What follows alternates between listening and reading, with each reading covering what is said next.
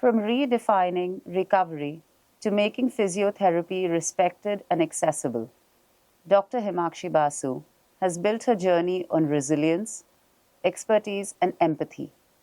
Her work spans from helping everyday patients regain strength to guiding celebrity clients through injury, wellness, and peak performance. With science as a foundation and compassion as her compass, she continues to push the boundaries of physiotherapy in India.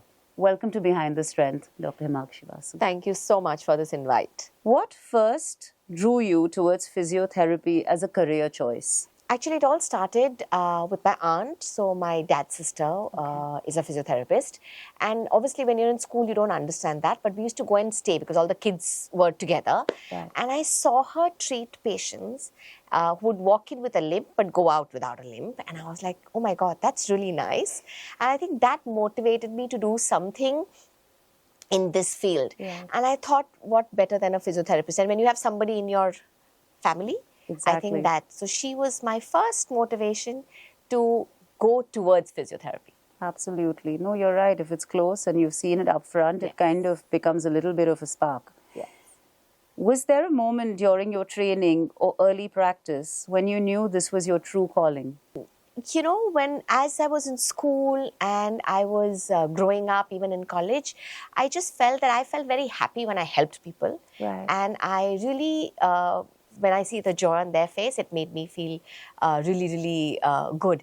And, you know, when I was working with students or even in my, you know, when you're helping old people Correct. walk the street, and it just made me feel really, really good. So I thought that I want to do something where I want to give back to society. Correct. And I always wanted to be a doctor because mom at that time said that doctor or lawyer, because I'm talking about like 40 years ago.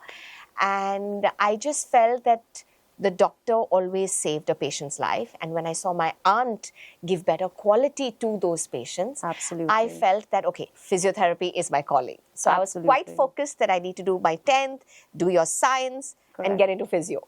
Absolutely. Yes, quality of life is very imperative. Yes.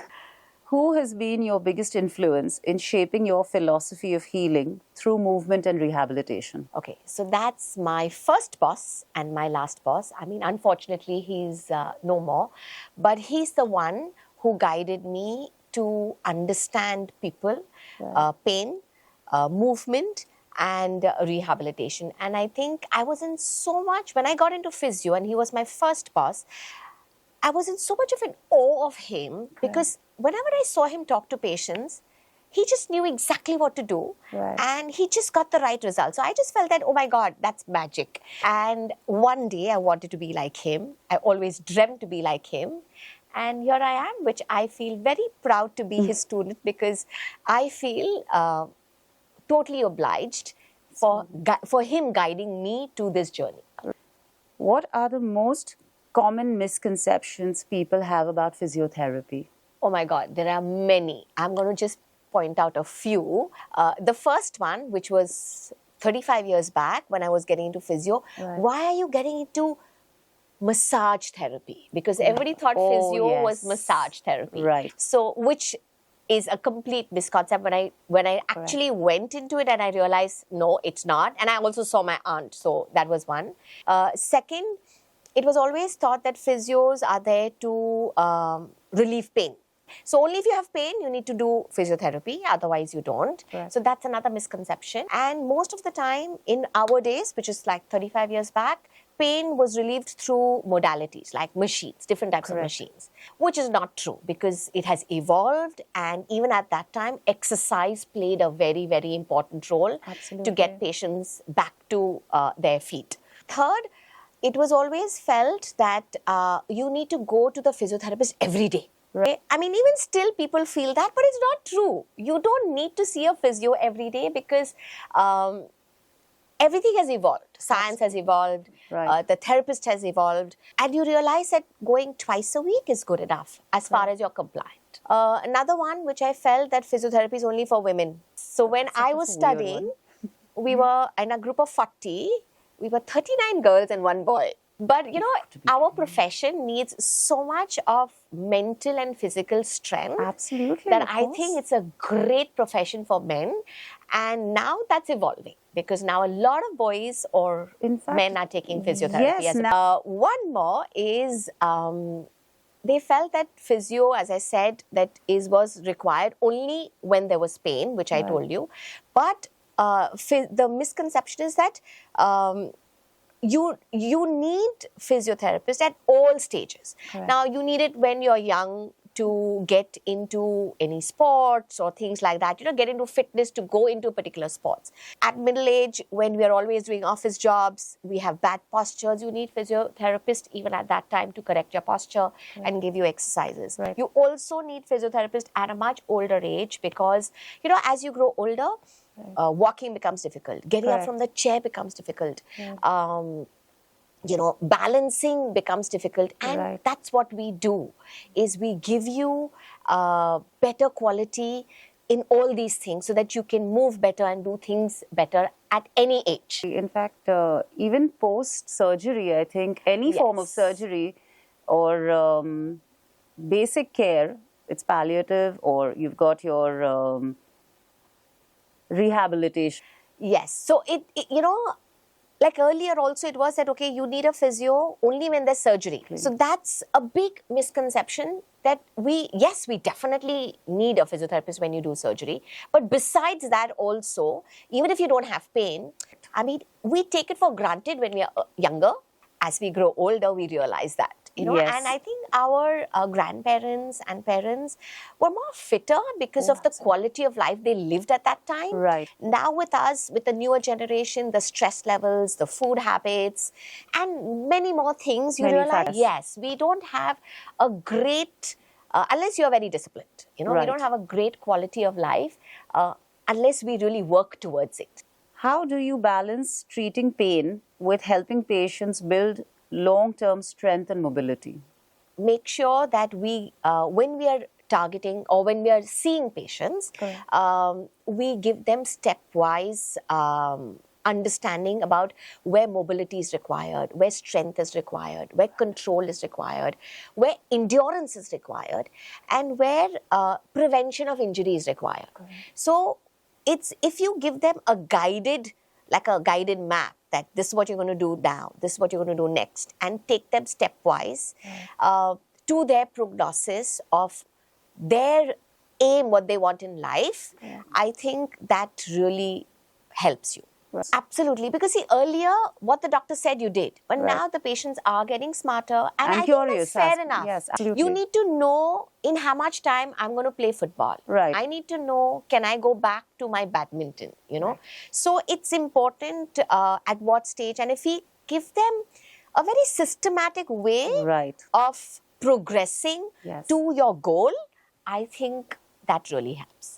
Physiotherapy often demands patience from both doctor and patient. Yes, so exactly what I said, that, you give them stepwise prognosis, how we do. Yes. And the biggest motivation is your love for your profession. Right. So I feel if you know what you're doing and and you're confident that you can get the patient back in 6 weeks' time. Correct. Okay, and give them like we say, rewards. Okay, you do this for 2 weeks and I will let you climb upstairs. You do this for 4 weeks and I'll let you run. You do this for 6 weeks and I will get back to your, you will get back to your sport. Yes. So I think motivating them and you being very sure what you're going to do, it also gives you a goal that, okay, I have to achieve this. Absolutely. Okay, because I've promised him that I'm going to let you do this. Yes. And it's always a teamwork. So I always tell my patients, I can do better and I get success if you are compliant. Absolutely. You've got to work together. Yes. How do you navigate the emotional side of recovery when patients feel stuck or hopeless? This is a very, a very good question. And a very imperative side for a patient. Yes. Right, because a lot of times they come to us with, at least they've come to me with almost no hope, because everybody's told them, you can't do this, you can't do that, you have to get, you have to change your profession, or you change. That's really difficult. But also, like I feel I'm a very, very confident physiotherapist because I like to keep myself updated with the current concept in my field. And that's musculoskeletal and sports. Okay, like if somebody comes to me with a neurological problem, I'll say, that's not my expertise. I'll guide them to somebody else. Plus, I'm a very positive person where I feel that you can always do it. When people come to me, they'll come very negative. So I make sure I don't give up. I don't give up on myself, nor I give up on my patients that easily. Correct. And I don't let my patients give up on themselves because I know that if I can do it, they can do it. So I feel really happy to give them a reality check and the fact that, okay, this is what you can do, and I'm sure you can do it.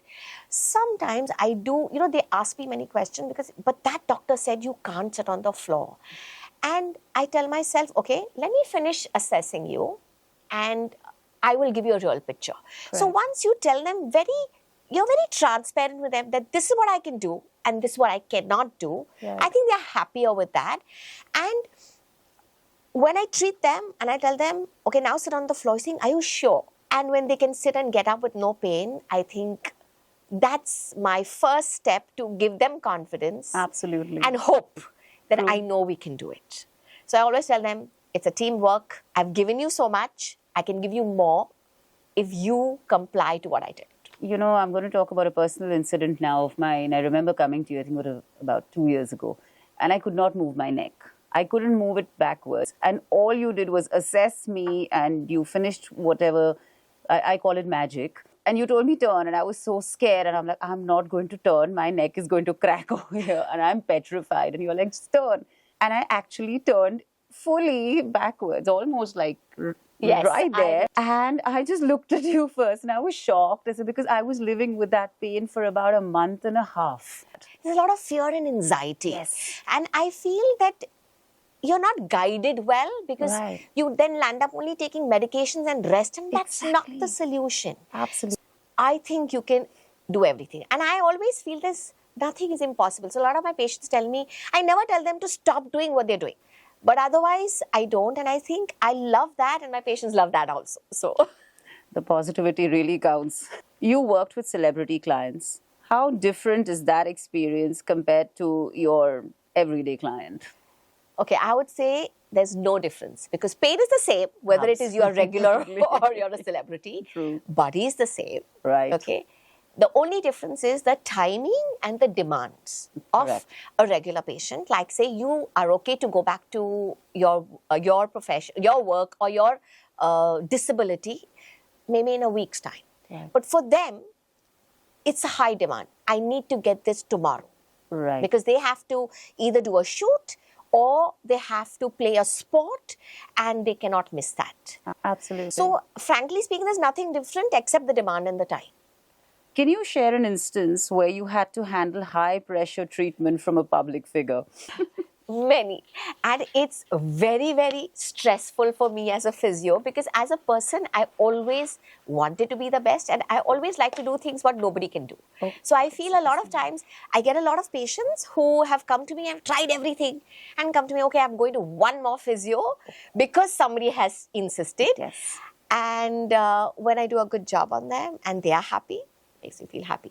So I've had this incident where I had it was an international person when I had gone and he told me he's gone all over the world. Like he's gone to London, America, he's gone to Europe, Germany, all the best clinics because he could afford to do that. And then he finally was still not better with his knee pain. I get a call through another common patient of mine. And I thought, okay, he's going to come down. Right. And he said, no, I have to go there. And I said, okay. So I have not seen the patient. I've only got the reports. And when you've been all over, I was like the whole flight, this thing, I made notes that, I need to do this. And I was also assuming that he's already done all those. So what different am I going to do for him? Yes. But when I analyzed, I said, okay, you know your job, do it well, treat him like a normal patient. And we analyzed, and I think I stuck to what I felt was right. And I told him the truth, that he will be 100% fine, but he needs to exercise a lot. And, you are going there for like a few days. Yes. And I planned for like 3 days, but in 3 days, because he got like more than 50% better, he said, can you be there for 3 more days so I can get a lot better? And I think that made a difference. And so I was super stressed. Every day I would go back, what is my next day's treatment? The goal, yeah. And I explained to him what, and he was a little surprised because though it was his knee, I worked on his hip and I worked on his core, and I explained to him the importance of that for the knee. For the knee, yes. And he told me, nobody's ever done that with me. And I was a little surprised, but I guess everybody does their best to their ability. So I said, I don't know, but this is what I feel. And he took a little time to trust me, but when he saw the result, I think he was really good. Another incident was when somebody had to go back to shoot, and he's saying, I'm limping and I have to shoot this scene tomorrow because I can't cancel the shoot. And I was like, okay, I will do my best, but managed to get them. And when I saw the movie and I saw the shot, I said, okay, not a bad job. I mean, she also did really well and I also did really well, and we got back. But it is very stressful. It's really high pressure when you know that by tomorrow the person has to be walking straight. Yeah, and you have to deliver. And I feel I'm not God. Yes, you have to deliver. Physiotherapy can be physically and mentally demanding for practitioners too. Yes, in my profession, both physical and mental strength are in high demand. Now, whether you're seeing one patient or whether you're seeing 4, whether you're seeing 10 patients or 20 and you're working for 4 hours or 10 hours, your physical presence and strength and mentally you have to be very active. Correct. Because if you're not, and if this shuts, your brain shuts, my evaluation gets affected, my treatment gets affected, my diagnosis get affected. So I feel the biggest strength for me is the love for my profession. I love treating my patients and I thoroughly enjoy. It's like, treating a puzzle, getting, fixing the puzzle and you get everything right. Sometimes it's a little haywire, but you eventually get it right. I think that becomes your strength and that keeps you going. It's also, I feel you need to exercise to keep yourself fit so that it gives you your time. And that's what I do. I also love to read, I love to paint, I love to dance. So besides physio, I feel you also have to have some extracurricular activity which will keep you going so that you are very fresh. And considering what you do, you have to address and approach every day with this refreshed mindset. So every day is a new day and it's an unpredictable day. Okay, so I don't know who's coming. I don't know what kind of patients are coming. So I think you have to be very active and calm and peace so that you can treat your patients better. Have you ever faced self-doubt or burnout, and how did you overcome it? No. Okay, I don't feel burnt out. I never get tired, and that's what my daughter tells me. So I said, then you say you're tired, because I feel I so enjoy what I do. I really, really, for me, it's like a kick.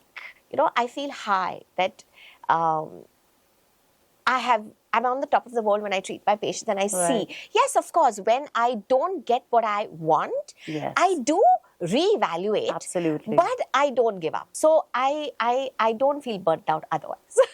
Thank you. As a woman physiotherapist, what unique challenges have you faced? Not really, though I feel initially when I was in this profession, because this profession didn't have an identity. When I started off, people didn't know who's a physiotherapist, what can a physiotherapist do. I mean, even sometimes patients ask me, do you treat headaches? And I said, yes. Because they don't know what we do. So initially in the sports field, as you know, that when the sports team came up and women physiotherapists were never accepted, whatever the reason is, it's a male-dominating field. But things have changed now. It's not that easy. And it's more accessible to get. Yes, but being a woman, a lot of times men always hit on you because it doesn't matter. The only thing I faced a little bit because when I started the profession, I've always looked like very petite. So people never felt. So I've had a male colleague who's much bigger and huge. So never felt that I would deliver unless I spoke and I got results. Then people would say, oh, so this girl knows her stuff. But otherwise, I've not had any major difficulties as such where people never believed. They never said that, because you're a girl and you may not How do you break stereotypes about physiotherapy being support work rather than primary care? It's a very important question. We know that the orthopedic doctor in my profession, like I'm talking about the musculoskeletal system, Of course. the field, it's the doctors play a primary role, and we are supportive, and I have no worries about that, and I feel it's fine. But now, as I said, the doctors have evolved, education has evolved, science has evolved, our profession has evolved, where we are now looked up as rehab physiotherapist, which even in the earlier times we were looked at rehab physiotherapists for surgical patients and pain patients, as I discussed earlier. But now things have changed. We are involved in preventive care. So it's important for a physiotherapist to understand strength and conditioning and endurance concepts to get my athletes back into their field, or on their feet back together. Right. So prevention, endurance, education is all of this has become a part of our field. So we have become as good as primary care. Yes. Like earlier it was that you go to the doctors first and then come to the physiotherapist. Not anymore. Physios are taken as primary care, where you have any neck pain, back pain, Correct. anything, they'll come to us. Yes, you need to go, and as a physiotherapist, you need to refer them to the doctor, and vice versa, when the doctors refer to us. So you need the doctor to come into play in between, and you have to see the doctor. Yes, so now the primary care is for between the doctors and the physiotherapist. We work as a team. Right. We have a better relationship. We have a better rapport, because everybody understands their role and understands what each one can deliver for the patient. Yes, because that's the end goal, is the patient's recovery, optimal recovery. What advice would you give to young women considering physiotherapy as a career? It's an absolutely evolving and a flourishing career. So I would say you have to, you must, if you have the love and patience to treat your patients. Now, it could be a celebrity, it could be a patient from a low socioeconomic strata, it doesn't matter. As far as you get even a driver back to driving. Right. Or you get your help back to cooking and cleaning. Correct. To get your celebrities back to whatever they want to. Right. So I feel if you have the patience, perseverance, and resilience to continue in your journey to success. People only look at where I've reached, but they don't look at the journey. And I feel, even for me, yes, I've reached a stage, but it's a lot of hard work. It's a lot of persistent hard work. Yes. And being very diligently doing what you're doing. You have to be dedicated and disciplined. It's impossible to achieve what you have achieved without, I think, the dedication and the love for it, of course, but discipline is so important. It is very. So I would make sure, like, my patients don't come late, because I'm very clear that if I don't like to be kept waiting, I will not keep you waiting. Absolutely. And I guess they just come. And I think when you value time, which I feel all of us, when you value time, when you value your discipline, when you value your hard work, I think when people see that, they will also value that. How do you see the role of physiotherapy evolving in India over the next decade? Again, as I said, it's absolutely flourishing. The biggest role and the biggest key to living is longevity. Of course. And that is where we really play a very important role. And because longevity is going to go the long way, I think our roles are going to become more and more demanding for the society. And we can contribute to every single person, young, old, any kind. And I think that is a very important aspect of our profession. True. So longevity is the new, I would say, longevity is the new beginning. Now, finally, what is behind Dr. Hemakshi Basu's strength? It's, before marriage, my family, my mom and my dad has always pushed me to do whatever I wanted. Like, in fact, I did my postgrad in Australia when I was 26. I had nobody in Australia. My mom, my dad said, okay, go ahead, do what you want. And my parents have always encouraged me despite of always being the girl. So it was never that. After marriage is also my family. I've been married to an amazing husband who has never stopped me from doing anything. So I think it was, I was just blessed.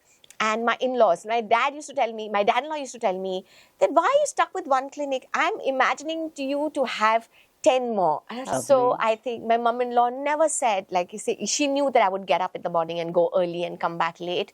He's saying, I would come out of my room, my dabba was ready, everything was ready. So I was like telling myself, Mom, really? So I never felt the difference whether my mom did for me or my in-laws did for me. And I think that was my complete source of strength. And even when I had my daughter, my husband said, I did my double graduation when my daughter was about 5, 6, and I had to go to UK 3 or 4 times. So he would make sure that he wouldn't travel. My daughter was taken care of and say, you go, you do what you want. So I think today what I am is a lot of family strength. Absolutely. And last but not the least, I must say, when my daughter was born, I had a house help who came to me. And I think if she wouldn't be there, today I wouldn't be able to do what I'm doing, because she really took care of my house. And I would be like a free bird. And my daughter was taken care of, my house was taken care of. So I think it's a lot of support which I got. No, that's wonderful. It's been lovely talking to you.